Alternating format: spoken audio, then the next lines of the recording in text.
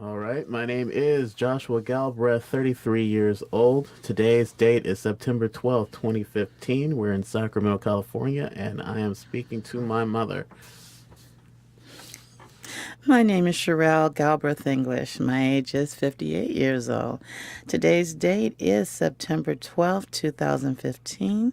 The location is in Sacramento, California, and I will be having a wonderful conversation with my son, Joshua Galbraith. Well, we'll see if it's wonderful or not. All right, so basically, here we go.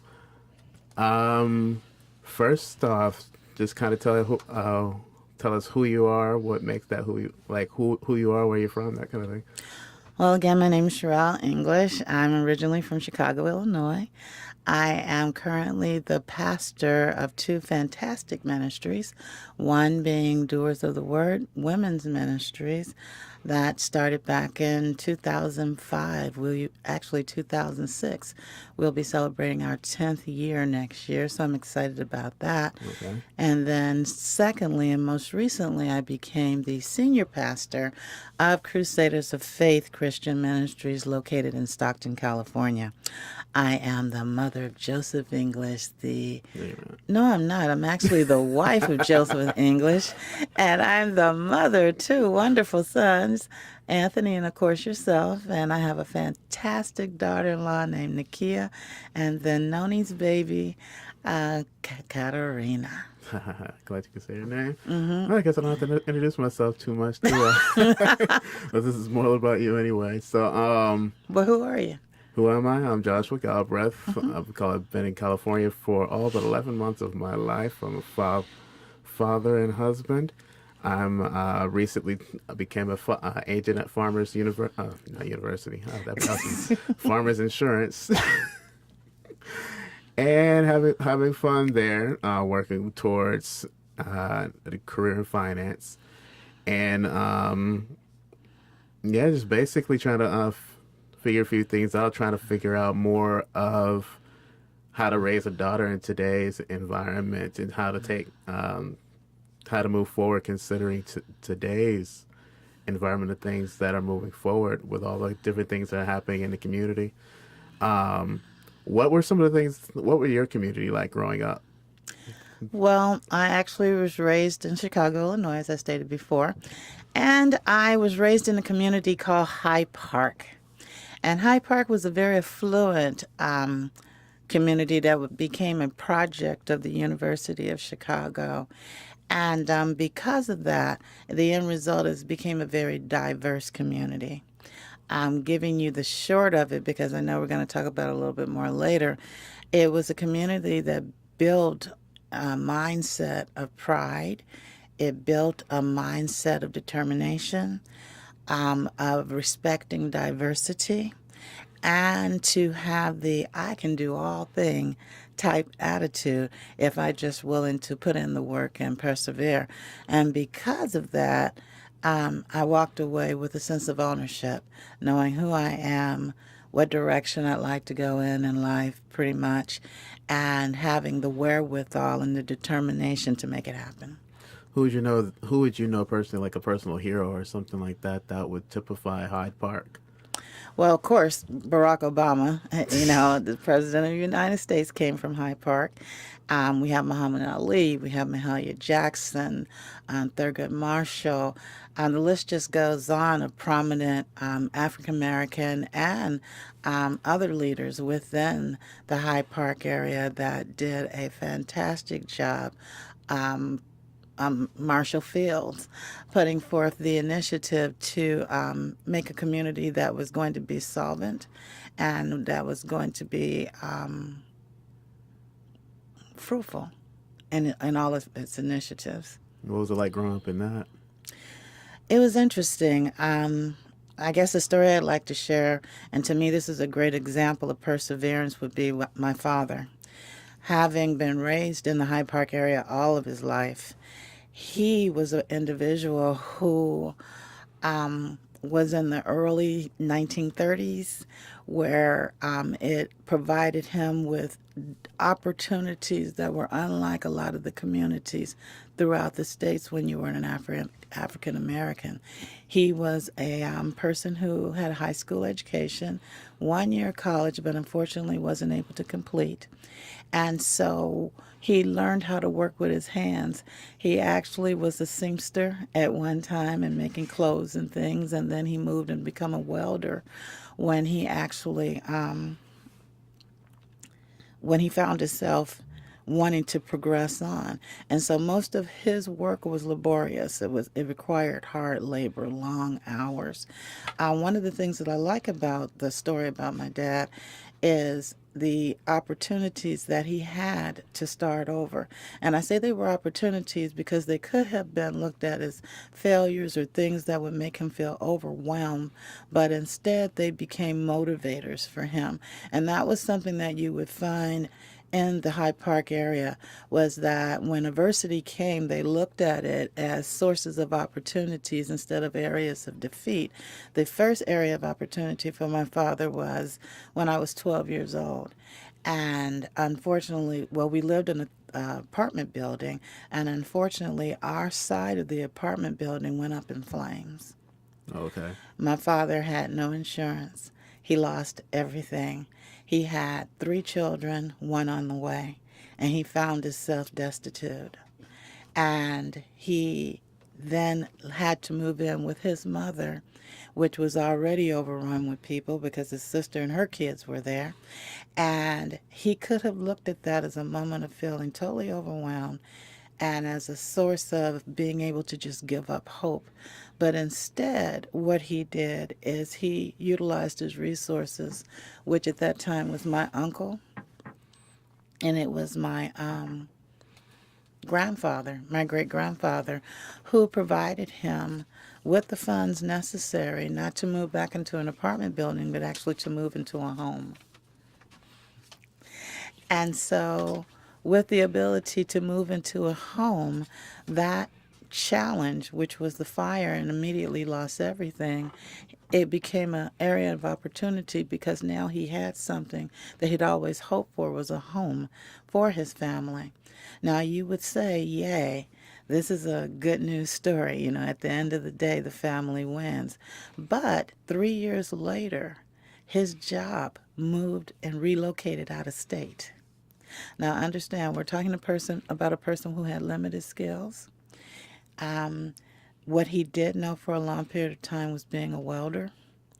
And now he found himself with a home, his work moving out of state.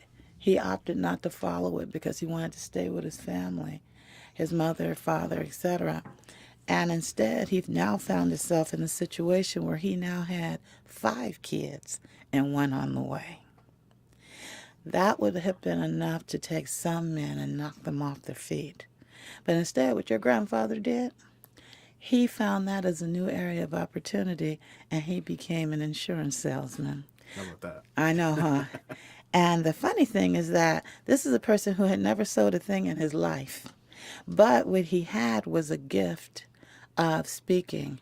And he was a great social person, and he liked being around people, and he had a way of making people smile and laugh. So much so that within a very short period of time, he became the top salesperson in Washington Life Insurance and with Prudential Insurance. He became his own broker, and after a while, he had insurance agents that worked for him.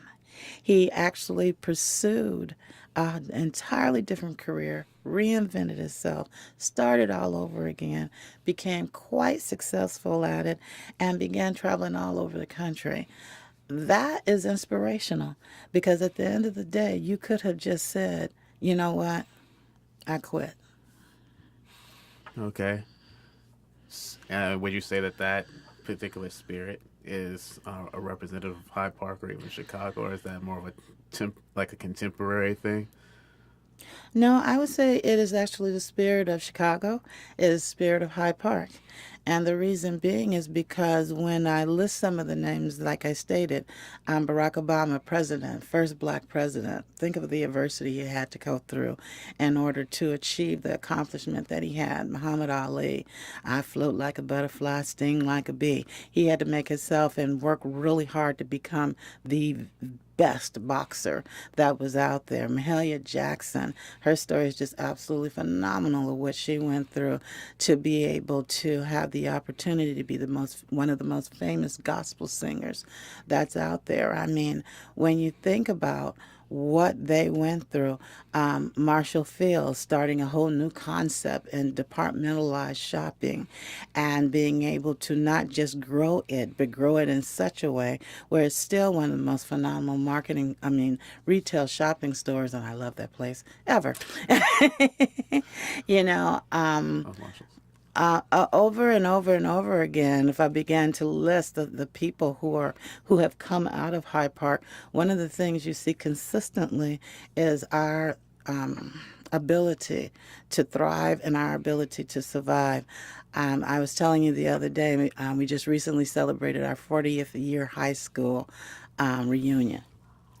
And when you look at our list from Chicago Vocational High School, the class of 1975, when you actually look at our class and you see who we are and who we've become, we have presidents of companies, vice presidents of companies, coaches, leaders, principals, people who excelled and didn't give up. And I honestly believe it is because of the atmosphere that we grew up with that you have the ability to succeed, that your adversity is actually your strength, and that, to put a little spiritual twist on it, because I am a pastor, you praise through the pain. You move on, you keep it moving, that obstacles are a part of life. They're not something that stops you, but they are something that should motivate you to move on to that next level. Is it a stumbling block sometimes? Sure. But in every obstacle is an opportunity. In every opportunity, there's a success if you're willing to hold on to it and reach your goal to the very end. We'll say with the last one. So fast forward 40 years later, it's 2015, and we've been through a handful of different challenges as a country, and especially as Californians. Um, what are rather some of the differences between that you would notice between Hyde Park circa 1970, 1975 to today? California, different regions, because we've lived in three different major regions in California. What are some of the differences you see in how different communities Well, reacted to some of the sorry, it's fine. Some of the different communities reacted to the different changes that we've had recently, the .com bust, the housing bust, that whole thing. okay. What I'd like to do is a comparison. First, I'll take old and then I'll bring to new. Is that okay? I can do that. Okay, good. The comparison I would like would be between Hyde Park, where I grew up in, and another well-known community that's located in Tulsa, Oklahoma, which is known as Greenwood. Okay. Now, we have two communities that were known for their affluence, for thriving, and for growing and doing a fantastic job of community awareness and community unification, actually growing together as a community. However, when you compare the two, you will see Greenwood out of Tulsa, Oklahoma, was actually built and formed out of adversity, out of opposition, that they were forced to survive. Being an African American community that was not permitted to really partner outside of their location, they had to find a way of how to survive and how to succeed. So what they came up with was we now have to begin to get to a place where we can internalize our resources and then make these resources work for us. So what you will find in this community was over 600 different type of businesses. You will find they had their own schools, they had an airport, they had airplanes, they had hospitals, they had the Dr. Lorian, the Indian chief. It was unheard of the success that they had as an African American community. Absolutely phenomenal. However, the opposition didn't go away. And unfortunately, with the opposition not going away, it led to the destruction, temporary destruction of Greenwood. Now, in that temporary destruction of Greenwood, you could have had the same group of people say, forget it, I'm done. But because of their pride of ownership, one more time, and because of their ability and desire to want to stay together as a community, they fought, they grew. Within 5 years, they had completely rebuilt the community, and they thrived on. Unfortunately, no, let me stop. Now I'm going to go to Hyde Park. Hyde Park had the exact opposite thing happen, which was phenomenal. And the exact opposite thing that happened was Hyde Park was actually built as a project from the University of Chicago, and it was built by the affluent. And it was built as a place or like a resort where you could get away from all the Chicago city hub and bub and come to an area that was right by the lake, very calming, very relaxing, very motivating, and it was the place to be. And because Chicago at that time had a list of racial covenants that were in place, those racial covenants kept anyone but Caucasians at that time having the ability to actually relocate and move. They could visit, but they couldn't live within the Hyde Park area. Diversity came. And in 1968, I believe that was the right time, when the diversity actually and desegregation came in place, what actually happened is blacks began to move into the Hyde Park area. As blacks began to move into the Hyde Park area, whites began to move out. But let me show you the difference from Greenwood. In Greenwood, we had anger, we had fighting, we had frustration, we had one's going to tear down so that the other one can be built up. In Chicago, the University of Chicago, they saw an opportunity. They said, well, we're going to become a diverse community anyway. Let's embrace it.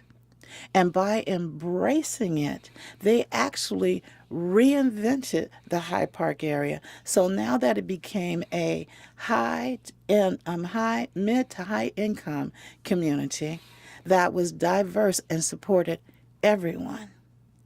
Now that idea rose the income in Hyde Park by 70%. It kept the resources in Hyde Park.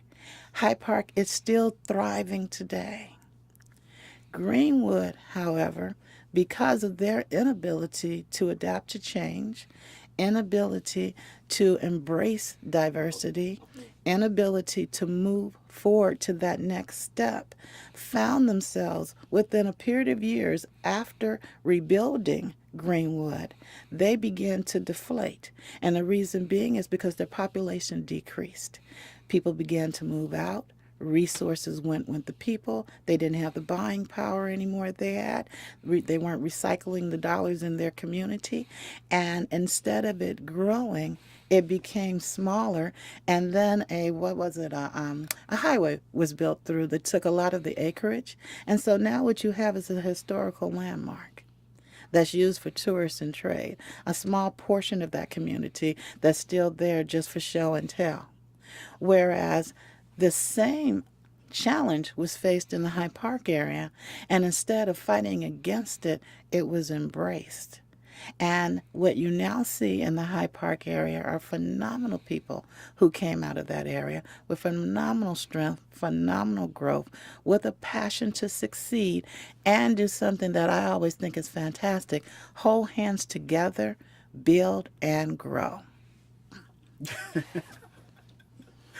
You should see it every time she ends with a large, strong point. There's this huge There's this emphatic thumbs up going. Yeah. Okay. So using that, for example, how do we, because there's a lot of communities that are on the decline right now, or some communities that just simply can't grow. There's, I can't think of the word right now.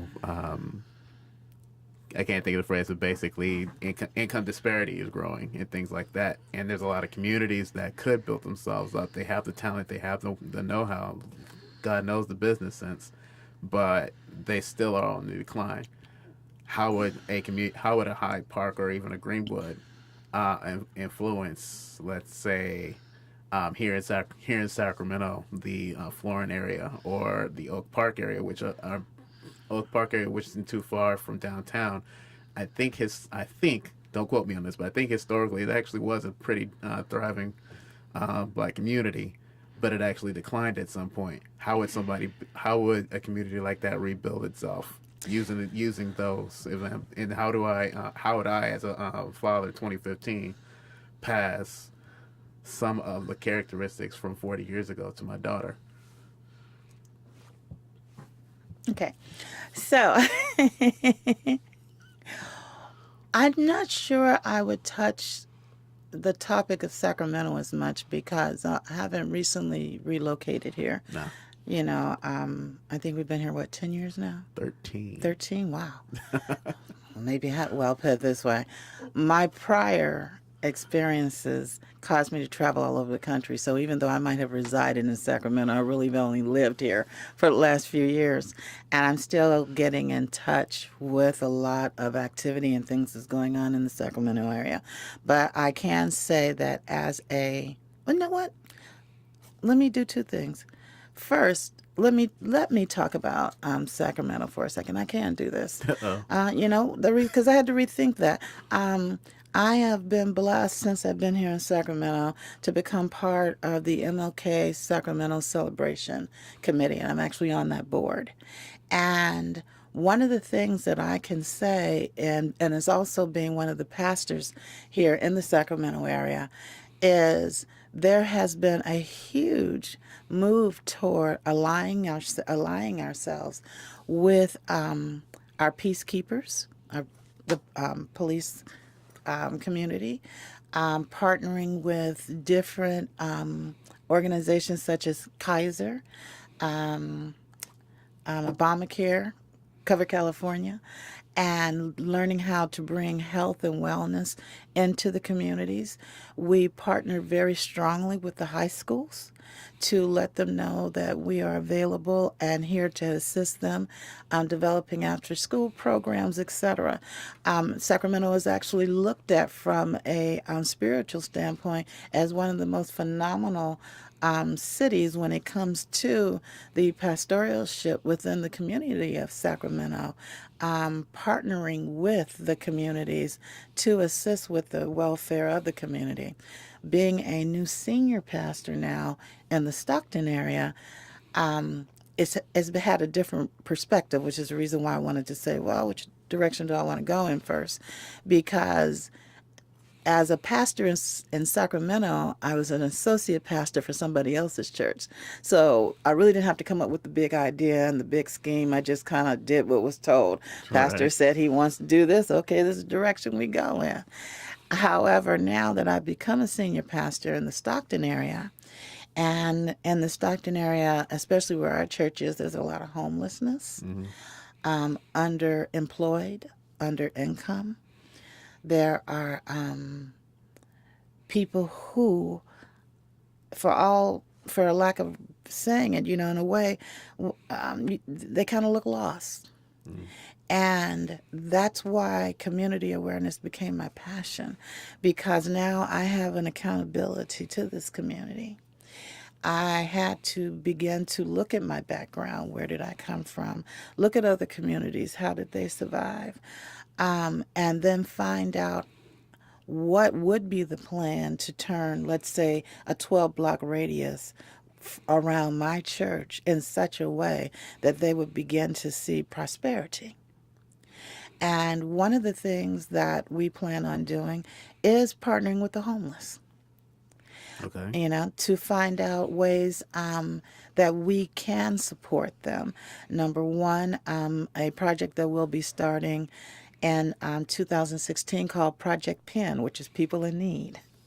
And Restarting. we started in the Los Angeles area, and we'll be restarting it here in the Stockton area. And with Project Pen, we will emphasize is people in need, not necessarily homeless only, but that single mother who is a minimum wage earner who doesn't have the extra. We'll be bringing food to them.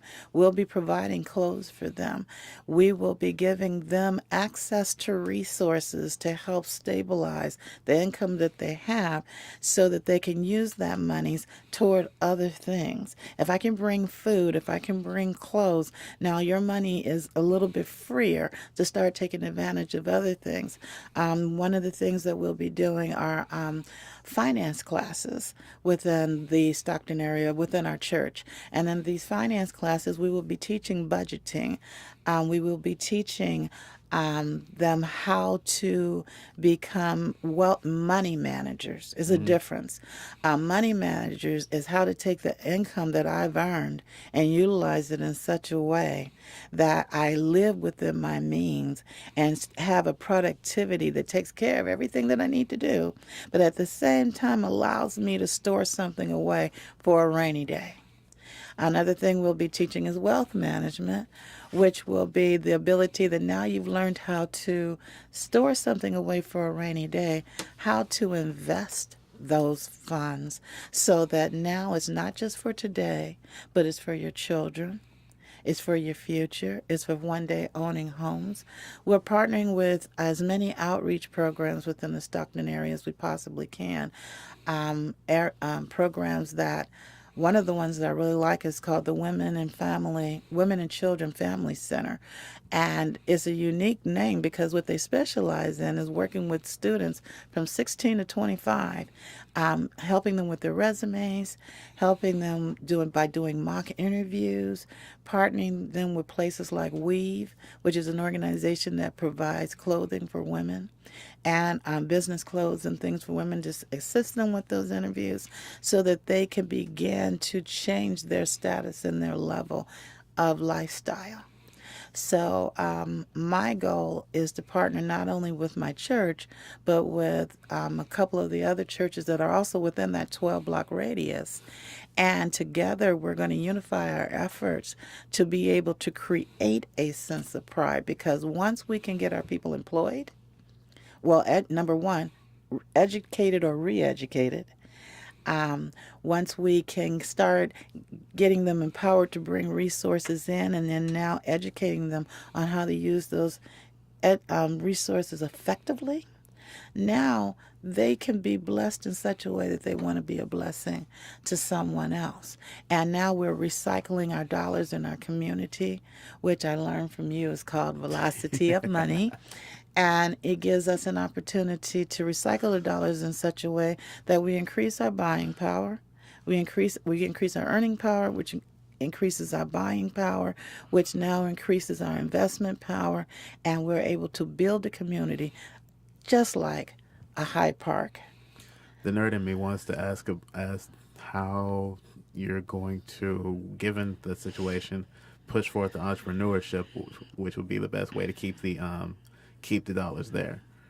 Eh, Because if you put the money in that area and put it into a national chain, yeah, the taxes go up, which is great, but the money's still going to a company that's based out of, let's say, if it's Israelis down there, it's coming to West Sac, it's not going to Stockton.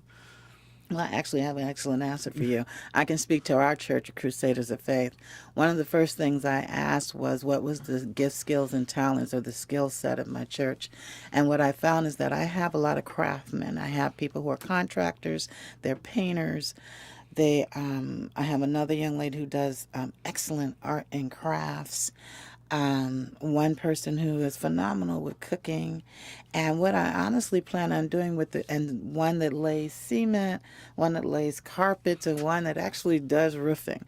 That group of people right there, we're going to start a business. we're actually going to start a business, and I don't know what we're going to call it yet, but we're going, but we're going. And I've already talked to them. They're excited about the idea because, again, knowledge is power. They have gifts, skills, and talents, things that they've done that they just either think of as hobbies or something to do to make a fast buck. But what if you take all of those gift skills and talents and enterprise it into one business and then resource themselves out in such a way that now in the Stockton community, they know they got a place that they can go to be able to get their painting done, their roofing done, and all the other wonderful things that my church knows how to do. They can get these things done right here in the Stockton area. It does a few things. Number one, guess what? My church members become employed because now they're actually generating income. They're going to generate income now that makes them 1099, so now they're entrepreneurs. They will go through training that will teach them how to be an entrepreneur. And they will have the ability to now take those resources and push them back into the community. And so, again, all about pride of ownership.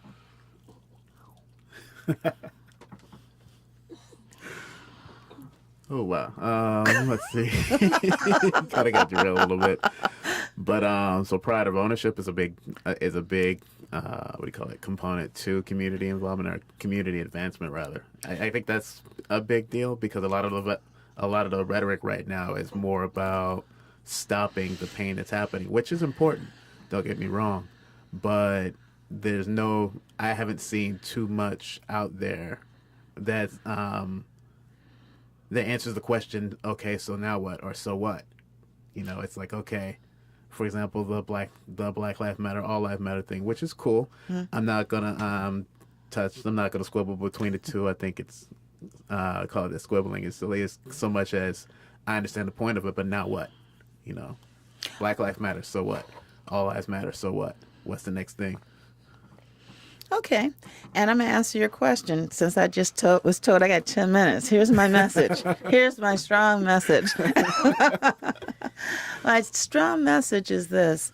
If I were you in 2015 and I'm a new father and I'm starting my family for the first time, and so I'm going to be very protective about the area that I live in because I want my children to have good schools to go to. I want my wife to be in a place where she feels protected. And I want to know that I come home feeling like I've accomplished something. This is what I do. I would become a part of. Instead of waiting for other people to take a stance and make a change, I would become an active pursuer of change. I would become connected with the organizations within my community. I would begin to identify the needs in that said community and finding out how I can become a part of the solution. I would become one of the leaders. Instead of looking for a leader, I would become one of the leaders, which is the reason why I'm so passionate about it. I don't believe that it happens out of osmosis. It happens in Greenwood. It happened in Hyde Park because there was a group of people who said, we want to make a change. We want to make a difference. We want to hold on to our community. These people had to do what it took, had to get degrees. It wasn't a short, there is no short answer or a quick fix, but it has to have persistence and it has to have consistency. And that individual or those individuals have to commit to the building of their communities. Do you understand when you have a group like this and you're now recycling those dollars in your community, you can afford better school equipment. You can afford better books for your children's schools. You can have lockers. You can have a nice athletic team. You can have clean parks. You can have homes that are nice to walk in. I mean, homes to live in, communities that are safe to walk in. But it has to start with me. I have to be that person that says, this is what I want from my community. And I have to be that front runner. Front runners aren't popular because front runners are not always going to say what everybody wants to hear. But they'll do what everybody wished they could do because they'll love to live in that community. They'll love to send their kids to those schools. They'll love to see their children thriving in those classes because they have current material to work with. When they see the end result, they'll jump on the bandwagon. But someone or ones have to be the persons to say, it's me. And when that happens in each and every community, see, I'm the me in Natomas, where I live today. I'm the me in Sacramento. I'm the me now in Stockton. The very first thing I did was to find out all the other churches that are in my area and reach out and shook my hand to partner with them and say, what are you doing? What are you doing? We don't have to reinvent the wheel. You have these resources, I have these. Pull our resources together. Everybody has something. But someone has to take the first step. If not, what we will have is the message, I am somebody. The question, but who am I? The answer, we can be all, this is for all people. The question, but who am I working toward? The answer, I should have. The question, but what are you going to do to get it? It ends with you, it begins with you, but it serves us.